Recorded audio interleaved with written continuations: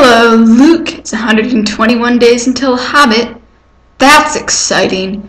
The sun hasn't set yet, but it's kind of cloudy here, so it's still kind of hard finding good lighting. Hopefully you can see my face today. That's a good improvement, if you can. I thought I'd do something exciting today. Hopefully it will be. Well, yesterday we went to that renowned shopping haven, Shipshawana, but you're glad you weren't there, except for one interesting thing we found. A shop that had a rack of old comics, like this one. There weren't any Captain America ones, to my eternal sadness, which is why I made no purchases there. But pretty clearly, Emma did. I love old comic books, they're so amazing. And Thor is he's an interesting fellow. Just look at this. It says, "Lo, the quest doth begin" on it. Any comic book that has language like that is clearly something special. And Thor is, there you might see Thor with his hammer. And he's fighting in here the stone monsters from Saturn. Interestingly enough, they were apparently the first villain he ever fought. This is not his first appearance, but they're back with some old grudge for Thor for beating them up before. Because Thor beats up everyone he faces. Because he's Thor. And he speaks so awesomely. Oh, there it is. Again, lo, the quest doth begin. Here we have, that's Thor coming in. And we've got Lady Sif and the Warriors 3. You know them. That's Sif there in the white. Interestingly enough, in the other comic book Emma bought, there's Jane Foster in that one. She's his love interest, but here it's Sif. But in Emma's, Jane was inhabited by the spirit of Sif or something. Don't really get everything comic books do, but apparently there's quite a love triangle with them. Those folks.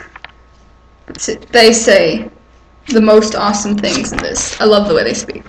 Here's something Thor says. He says, "Heimdall's eyes, the wise one hath fled, back to guard the dark well of wisdom once more." They really love to tell you what's going on. They also like to talk in third person, because here we've got Balder say, "If there are battles to be fought to rescue almighty Odin, Balder would be in the thick of them." And then Karnilla says, "And Karnilla wonders, why, brave one, thy place is here." See, talking in third person is perfectly respectable. As Guardians do it, Kelly can too. And here, maybe you can see it says Stan the Man Lee, because Stan Lee is the man. You probably couldn't read it though. I don't know if you can. Oh, and Thor gets around in a giant flying Viking ship called the Starjammer, as he proclaims, oh, right here. He says, "The Starjammer awaits us." He shouts it, in fact. Thor enjoys shouting. Yes. Oh, here we've got a Star Trek ship for sale. That's exciting. Join the Dinky Starfleet. I wish I could join the Dinky Starfleet.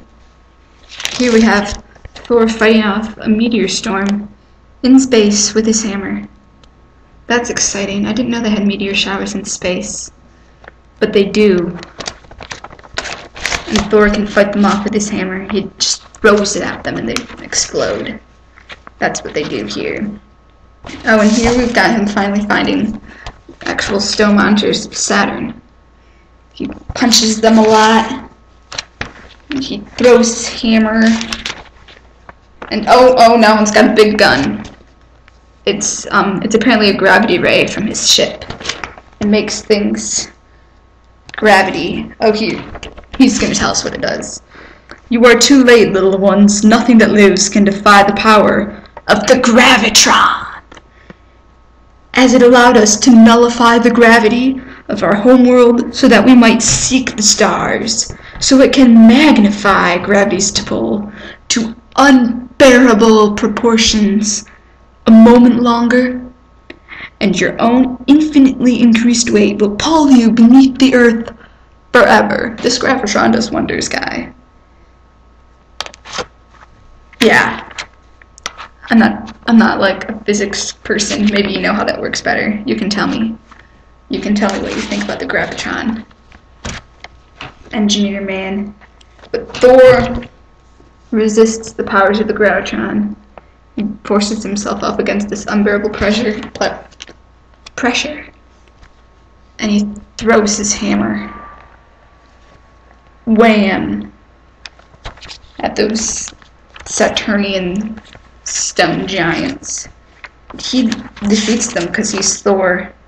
And then the asteroid blows up. And the Viking ship sails away.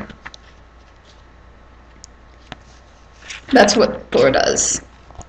So now you know about the adventures of the Mighty Thor. Maybe someday you'll read this for yourself and you'll know more.